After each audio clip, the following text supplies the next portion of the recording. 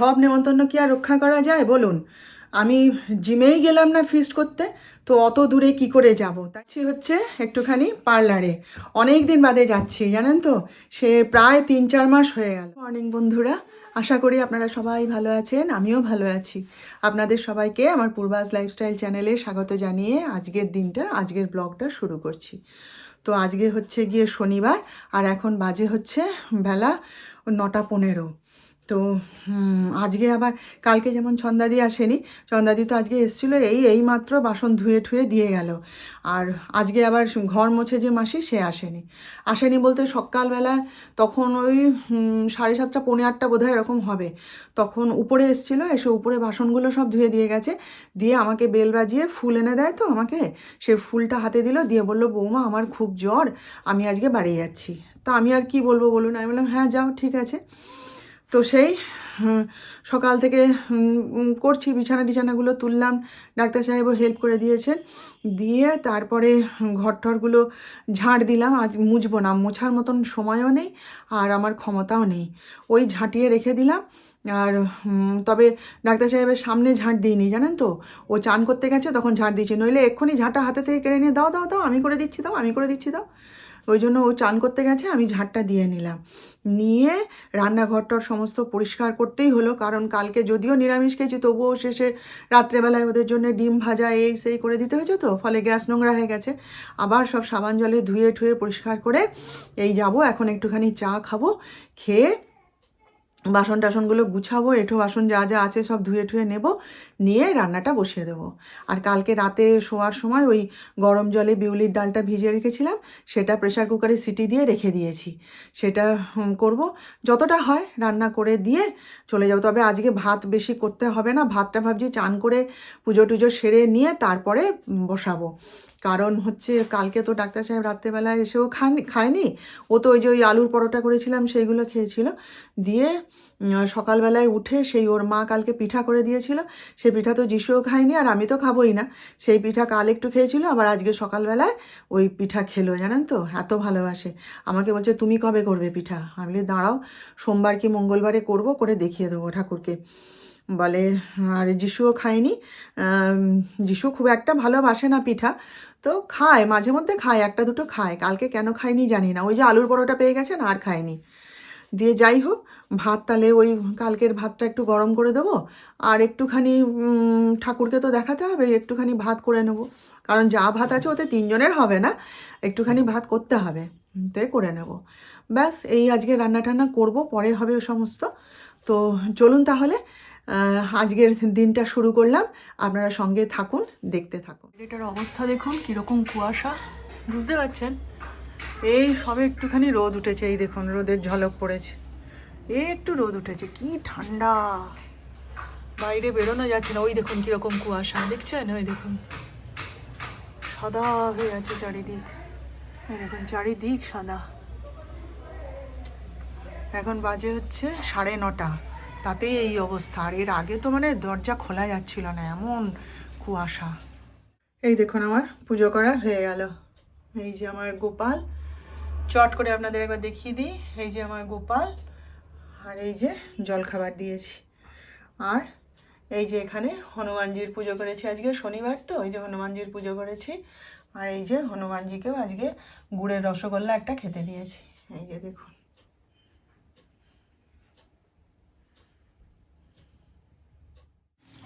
এই দেখুন আজকে বেগুন পোড়া করেছি, হ্যাঁ। তো আজকে তো পেঁয়াজ টেঁয়াজ কিছু দিয়ে খাওয়া যাবে না, ডাক্তার সাহেব বলছিলেন তুমি আজকে এ করলে কেন, কী বলে বেগুন পোড়া করলে কেন, কিন্তু করলাম, ইচ্ছা করলো খেতে।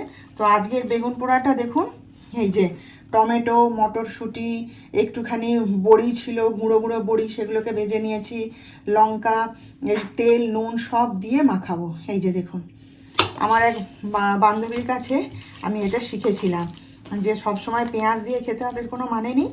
অনেকে আবার টমেটো পুড়িয়ে নিয়েও খায় না, আমিও খেয়েছি, টমেটো পুড়িয়ে বেগুন দিয়ে মেখে খেতে ভালোই লাগে। আজকে আর পুড়াইনি, আজকে এইভাবে মেখে খাবো। এই যে দেখুন কি সুন্দর দেখতে লাগছে না, খেতেও নিশ্চয়ই ভালো হবে, তাই না? নিউ স্টাইলে বেগুন পোড়া। এই দেখুন বিউলির ডাল করেছি, এই যে বিউলির ডাল, আর এইটা দেখুন লাউয়ের খোসা ভাজা করেছি। আরও একটু আছে, আমি একা খাবো বলে করিনি বেশি। এই যে দেখুন লাউ খোসা ভাজা খেতে কি ভালো লাগে জানেন তো, কিন্তু আমার ছেলে আমার বর কেউ খায় না, আমি খাই।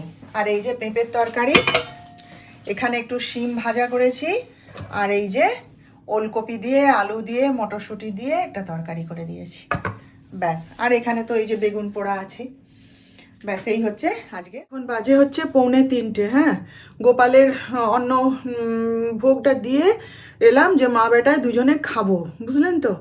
ভাতটা বাড়তে যাচ্ছি, ব্যাস পেশেন্ট কল এলো, ছেলে বেরিয়ে গেল।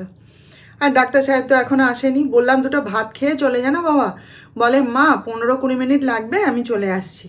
এবার গেলে পরে 15-20 মিনিটে কি আর হয় বলুন, নতুন পেশেন্ট এসছে, বললো না অনেক কাজ আছে, তাহলে সে 15-20 মিনিটে কি আর হবে?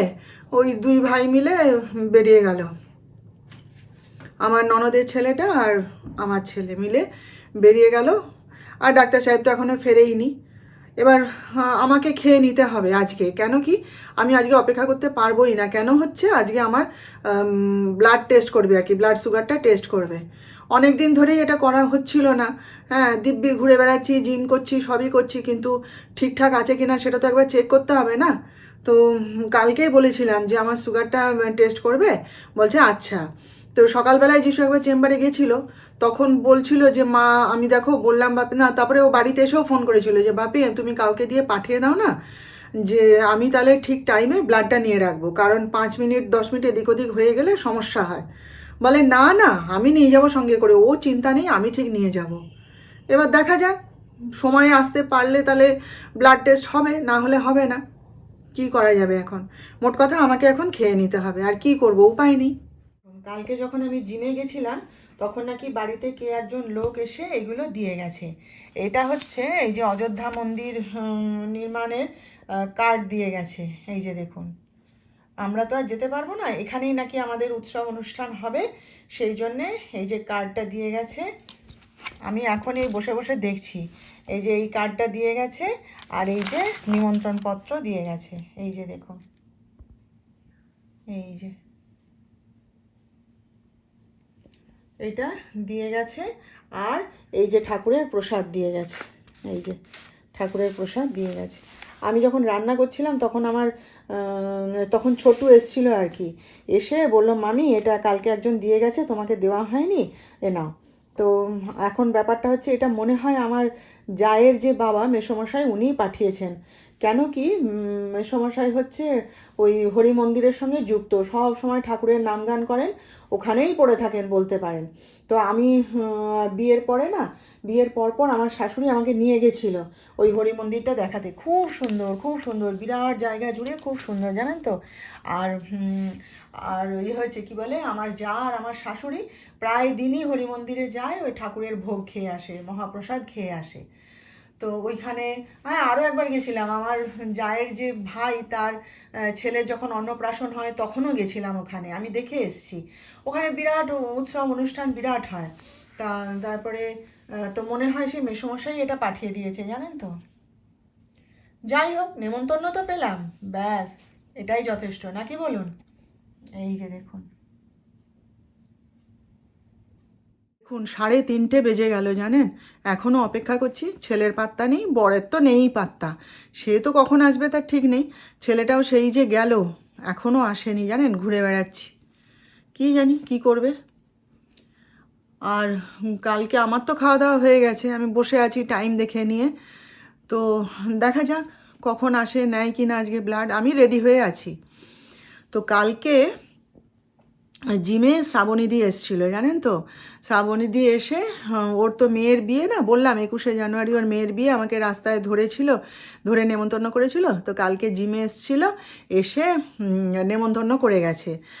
এবারে আমাদের কয়েকজনকে নেমন্তন্ন করেছে, 10-11 জনকে দেখলাম নেমন্তন্ন করেছে। তো যেহেতু রুবিদি হচ্ছে সিনিয়র মোস্ট, সেই জন্য রুবিদির হাতে কার্ডটা দিয়ে গেছে আমাদের সবার নাম লিখে। এবার রুবিদি যাওয়ার পথে যাকে যাকে পেয়েছে তাদের মানে নাম লেখা আছে যাদের, সবাইকে কার্ডগুলো দেখিয়েছে, দিয়ে এবার আমাকে বলছে পূর্বা তোমার সঙ্গে তো শিপ্রার যোগাযোগ আছে? আমি বলি হ্যাঁ ফোন নাম্বার আছে। না তুমি তাহলে একটুখানি শিপ্রাকে ফোন করে বলে দিও যে এরকম কার্ড দিয়ে গেছে, রুবিদির কাছে কার্ড আছে, আমার সঙ্গে দেখা হলে আমি কার্ডটা দেখিয়ে দেবো।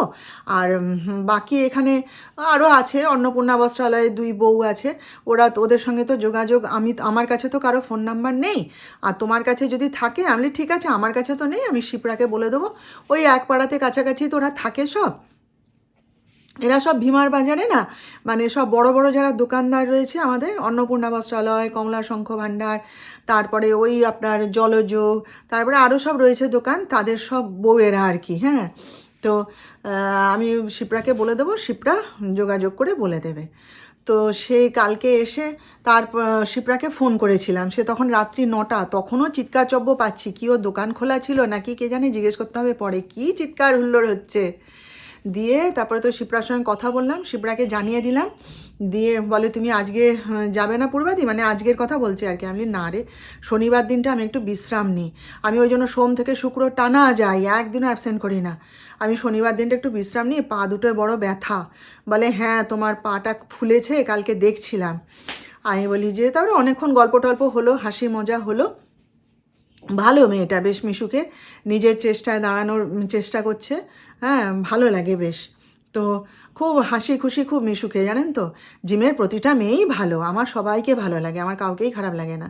আমি বললাম না, আমি সবার সাথে কথা বলি, সবার সঙ্গে আছি, আমার কারোর সঙ্গে বিবাদও নেই, বিরোধও নেই। তো যাই হোক, তারপরে রুবিদি এখন বলে যে এরকম কি বলে, নেমন্তন্ন যখন করেছে কিছু গিফট তো দিতেই হবে। আমি বলি হ্যাঁ অবশ্যই দিতে হবে। না তাহলে 11 জন মিলে ঠিক করো কি গিফট দেবে, তারপরে যে যাবে সে দিয়ে আসবে। এখন দেখা যাচ্ছে কেউই যাবে না, কেউই যেতে চাইছে না, কারণ ব্যাপারটা কী হচ্ছে জানেন, অত দূরে, সে এখান থেকে অনেক দূর নিমতৌড়ি, আর সেখানে ওই একা একা দল বেঁধে ভাই বাড়ি থেকে পারমিশন দেবে না। আমি তো জিমেই ফিস্ট করতে গেলাম না, দেখলেন তো আপনারা, তাহলে অত দূরে একা একা বিয়ে বাড়ি যেতে দেবে না। তা অনেকে বলছিল কি একটা গাড়ি ভাড়া করে টোরে যাবে, জানি না এবার কে যাবে জানি না, তবে আমার যাদের সঙ্গে কথা হলো তারা কেউই যাবে না, বলছে না না অত দূরে পারমিশন দেবে না রাত্রেবেলায়।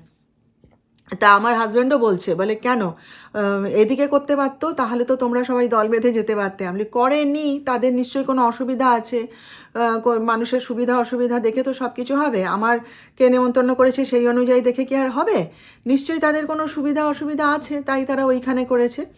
তো বলছে না না অত রাতে ওইভাবে একা একা সেজেগুজে বিয়ে বাড়ি যেতে হবে না, কাছে পিঠে হলে যেতে। আমি সেটাই তো কথা, সবাই সেটাই বলছে। তো এখন কি গিফট দেওয়া হবে জানি না, আমাকে বলছিল কি বলে টাকা তুলে তোমার হাতে দিয়ে দেবো, তুমি কিনে নাও। আমি ওরে বাবা, আমি ওসব পারবো না, আমার দ্বারা হবে না, কি গিফট কিনবো না কিনবো ওসব হয় নাকি তাই। তারপরে তো ওই চৈতালিদি বললো যে আমার হাজব্যান্ড দিলে পরে কিনে দেবে। আমি ওই তো দাদা কিনে দেবে, ওটাই ভালো, ওইখানে দিয়ে দাও। কে কত বলছে, তাহলে কে কি টাকা দেবে কি করবে ঠিক করো। আমি তোমরা ঠিক করো, আমাকে বলবে, আমি দিয়ে দেবো যা লাগবে। তা আর জানি না, তারপরে আমি তো আজকে আর যাচ্ছি না, আবার সোমবারে যাব, সোমবারে তো বারুনি আছে, তো দেখা যাক সোমবারে যদি যাই তাহলে জানবো কি ব্যাপার না ব্যাপার, এই হচ্ছে ব্যাপার।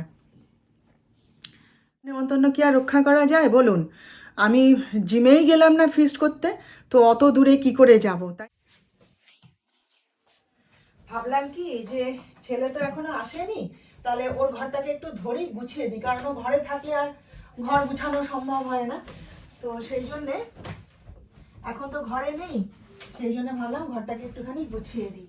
আর এখন তেনারা আসবেন না জানেন তো, তেনারা এখনই আমাকে জিজ্ঞেস করলো, ছেলে ফোন করেছিল, বলে মা কটায় ভাত খেয়েছো, তারপরে আমি বললাম ব্যাস, এবার যখন আমার মানে ব্লাড নেওয়ার সময় হবে সেই তখন তারা আসবে, বুঝেছেন, বারবার আসতে পারবে না, একবারে যিশু এসে নিয়ে চলে যাবে, তারপরে টেস্ট করে তারপর আসবে, মানে সে আস্তে আস্তে সে 4:30 5টা, যা ইচ্ছা করুক গে।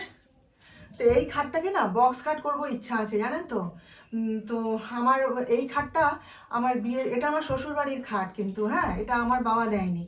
এই খাটটা আমার বিয়ের সময় তখন আমার শ্বশুর শাশুড়ি বলেছিলেন যে খাট লাগবে না, আমাদের বড় খাট আছে সেটাই বৌমাকে দিয়ে দেবো।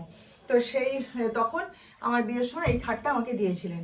এই খাটেই আমার বিয়ে, এই খাটেই আমার যিশুর জন্ম, এই খাটেই বৌভাত, সব কিছু এই খাটে। তারপরে তো চলছিল, তারপরে ওই যে ডাক্তার সাহেব এসেছিলেন তাই খুলে দিয়ে এলাম। তারপরে যিশুর যখন 4 বছর বয়স তখন আমার বাবা ওই যে আমার ঘরে যে বক্স খাটটা সেই খাটটা আমাদেরকে দিয়ে গেছিলেন। সেই থেকে যিশু এইটা শোয় আর আমি ওইটাই শুই। তো এইটাকে ডাক্তার সাহেব বলছেন যে পরে এটাকেও বক্স খাট বানিয়ে দেবো, দিলে সুবিধা হয় আর কি। দেখা যাক কবে হয়। ওই সে আমার যে বাবা যে খাটটা দিয়ে গেছিল না, সেটাও নষ্ট হয়ে গেছে, সেটাকেও ঠিক করাতে হবে। তা বলছে দুটো খাট একসাথে ঠিক করে দেবো। আমার ইচ্ছা ওইটাকে বিক্রি করে দেবো, দিয়ে নিউ স্টাইলের একটা ডিজাইনের খাট বানাবো। দেখা যাক কি হয়। তো চলুন, হ্যাঁ এসে গেছে যখন ডাক্তার সাহেব, খাওয়ার ব্যবস্থা করতে হবে, তো চলুন যাই, পরে কথা হবে। হচ্ছে একটুখানি পার্লারে, অনেক দিন বাদে যাচ্ছি জানেন তো, সে প্রায় 3-4 মাস হয়ে গেল। তো ডাক্তার সাহেব আর যিশু তো খেতে এলো, তখন বোধহয় 4:30 বাজে। ততক্ষণ অপেক্ষা করছিলাম। তারপরে খেয়ে দিয়ে বিশ্রাম নেওয়ার পর ব্লাড দিয়েছি। এই যে দেখুন, এখান থেকে এই যে ব্লাড দেওয়া হয়ে গেছে, সবই হয়ে গেছে। তো সকাল থেকেই ভেবে রাখছিলাম যে আজকে একটু পার্লারে যাব। সেই জন্যেই এখন আমি বলে হাতে সময় আছে, আজ যখন জিমে যাচ্ছি না, তখন যাই একটু ধীরে সুস্থে ঘুরে আছি, ওরা তো ঘরেই রয়েছে, একটুখানি ঘুরে আসি, তারপরে এসে বাকি কাজ টাজ হবে। তো এই যে এই শাড়িটা পরেছি, অনেক দিন বাদে আজকে শাড়ি পরলাম, কি ভালো লাগছে জানেন। শাড়িগুলো তো পরাই হয় না, সব আলমারিতেই পড়ছে। তো যাই হোক, এই শাড়িটাই পরলাম, আর বেশি কিছু সাজিনি। পার্লারে যাচ্ছি তো, গায়ে চাদর চাপাবো, চলে যাব, ঘরের সামনেই পার্লার। তো একটুখানি ওই হাবিবসে যাওয়ার ইচ্ছা রাখি, কিন্তু সেটা না আমাদের বাড়ি থেকে অনেক দূরে জানেন তো, অনেক দূরে, সেখানে একা যাওয়া যাবে না। সেখানে ওই যিশুকে বলতে হবে যদি একটু নিয়ে যায়, তো একা সম্ভব নয়। সেখানে যারা গেছে তাদের মুখে গল্প শুনেছি কীরকম, তো দেখি কোনো দিন যদি একটু যাওয়া যায়। আপাতত এখন বাড়ির কাছে এই পার্লারটাও আমাদের বড় পার্লার, অনেক লোকজন আসে, এখানে মেয়েরা আসে, ভিড়ও হয় প্রচুর। তো সেখানেই যাচ্ছি। তো চলুন, সেখানে গিয়ে তো আর ভিডিও করতে পারবো না, বাড়ি এসে আবার আপনাদের সাথে কথা। বন্ধুরা, এখন বাজে হচ্ছে 7:30। তো পার্লার থেকে তো মানে কাঁপতে কাঁপতে ফিরলাম। এত ঠান্ডা, এত ঠান্ডা না, সে যেন মনে হচ্ছে মানে কোনো বরফের দেশে রয়েছে, এইরকম ঠান্ডা পড়েছে জানেন তো। সে চাদর সোয়েটার কোনো কিছু মানছে না, কি কাঁপুনি দিচ্ছে। এই তো আমার ঘরের কাছেই, রাস্তার ওপারে, সে চাদর টাদর দিয়ে মাথা টাথা মুড়ে নাক ঠাক ডেকে কোনো রকমে ওইখান থেকে এইটুকু বাড়ি আমি আসতে পারছি না জানেন, এত ঠান্ডা। এর মধ্যে আবার ডাক্তার সাহেবও বেরোলেন, ওটি আছে কি সেখানে, ওর কি কাজ আছে, ওই ব্লাড টেস্ট আছে, আর আমার ব্লাড সুগারটাও দেখবে। সেই ব্লাড নিয়ে রেখে দিয়েছিল, এতক্ষণ যায়নি, একবারে যাবে বলে সেই গেছে। কি রিপোর্ট এলো কালকে আপনাদেরকে জানাবো, ভালো না মন্দ। আর যিশুও বেরিয়েছে কাজে। তো এই ঠান্ডা দেখুন, মানে নিঃশ্বাস নেওয়া যাচ্ছে না এত। এই যে আমি দেখছেন গায়ে এইটা চাপিয়েছি, এই যে কটসলের জামাটা, তাও আমার ঠান্ডা মানছে না জানেন তো। দিয়ে এখন এই যে একটুখানি গরম চা খাবো, এই যে চা বসিয়েছি, গরম চাটা খেয়ে যদি মানে শরীর একটু মানে ঠান্ডাটা কাটে, শরীর গরম হয় আর কি। তা যিশুরাও বেরিয়েছে, কোথায় গেছে বোধহয় নার্সিংহোমেই গেল যিশু। বলছিল যে বিকেলবেলায় পেশেন্টটাকে একবার দেখে আসতে হবে, সেই মনে হয় গেল। তা যে কথা বলছিলাম, যে আমাদের ছেলেগুলো হঠাৎ দেখি না কি সমস্ত দোকানপাতি হচ্ছে, জোগাড় যন্ত্র সব হচ্ছে। আমি কী হবে রে, না কালকে ছাতের উপরে বারবিকিউ হবে, বুঝুন। এই ঠান্ডা, হ্যাঁ নিঃশ্বাস আটকে যাচ্ছে যেন ঠান্ডার চোটে, এত পরিমাণ ঠান্ডা বাইরে। কোনোবার এরকম ঠান্ডা বোধহয় পড়েনি জানেন তো, এইবারে এত ঠান্ডা লাগছে। তো সেই তার মধ্যে নাকি ছাতে বারবিকিউ হবে, বুঝুন। আমি বলি মাথায় একটা চাপা টাপা দিয়ে নিস বাবা, রেক্সিন টেক্সিন দিয়ে তারপর করিস, নইলে অসুস্থ হয়ে যাবি তো। বলে না না, আগুনের সামনে করব। আর তুমি বুঝতে পারছো না, এই ঠান্ডার মধ্যেই তো বারবিকিউ বানানোর আনন্দ। সেসব পনির কিনে আনা হয়েছে, ক্যাপসিকাম আরও কী কী সব কিনে আনা হয়েছে, ওখানে সব আলোচনা হচ্ছিল, আমি শুনছিলাম। কাঠ কিনে আনা হয়েছে, এই সমস্ত হয়েছে, ওই বারবিকিউ বানানো হবে। মানে ওই যে ডাক্তার সাহেব বলছিলাম তো, বলে আর গরম রক্ত ওদের, ওরা তো করবেই, নইলে কে করবে। আমি ভালো বাবা করো। আর আজকে আমি যে পার্লারে গেছিলাম, আমার ছেলে রুটির অর্ডার দিয়ে দিয়েছে, বলছে মা একটু বাদেই রুটি দিয়ে যাবে, তোমাকে আর আজকে আর রুটি করতে হবে না, আর আলুর দম যিশু বানিয়ে নেবে, ব্যাস হয়ে গেল। তাহলে আজকের মতন আমার কাজ শেষ, একটু আরামে বসতে পারবো। আমি পরে একটুখানি কি খাবো দেখি। এখন বর্তমানে আমি একটু পাউরুটি আর চা খাবো, খিদেও পেয়ে গেছে। তো এই চা করতে করতেই আজকের মতন শেষ করে দিলাম। আর তো আমার কোনো কাজ নেই, কালকে আবার দেখা হবে আপনাদের সঙ্গে নেক্সট ব্লগে নতুন বিষয় নিয়ে। আপনারা সবাই ভালো থাকবেন, আর আমার ভিডিওটা ভালো লেগে থাকলে প্লিজ একটা লাইক, শেয়ার আর সাবস্ক্রাইব অবশ্য করে দেবেন। আর পাশে থাকা বেল আইকনটা একবার প্রেস করে দেবেন, যাতে আমার ভিডিওগুলোর নোটিফিকেশান আপনাদের কাছে খুব সহজে এবং তাড়াতাড়ি পৌঁছে যেতে পারে।